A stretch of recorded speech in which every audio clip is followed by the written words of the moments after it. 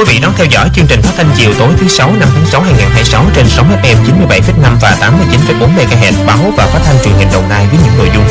17 giờ 30 trực tiếp chương trình thời sự chiều, 18 giờ tiếp âm thời sự Đài Tiếng nói Việt Nam, 19 giờ khúc hát tuổi thơ, 19 giờ 20 theo dòng sự kiện, 19 giờ 30 tọa đàm sức khỏe cho bạn, 20 giờ chuyến xe âm nhạc, 20 giờ 30 radio tuổi thơ, 20 giờ 50 tin tiếng Anh, 21 giờ kể chuyện cho bé, 21 giờ 10 tin thể thao quốc tế, 21 giờ 20 bản tin tiếng Khmer, 21 giờ 30 kể chuyện đêm khuya, 21 giờ 50 sức khỏe đời sống, 22 giờ bản tin 22 giờ, 22 giờ 10 Red Music, 22 giờ 30 chương trình ca nhạc cải lương, 23 giờ nhạc nhẹ nước ngoài, 23 giờ 30 nhạc giao hưởng thính phòng,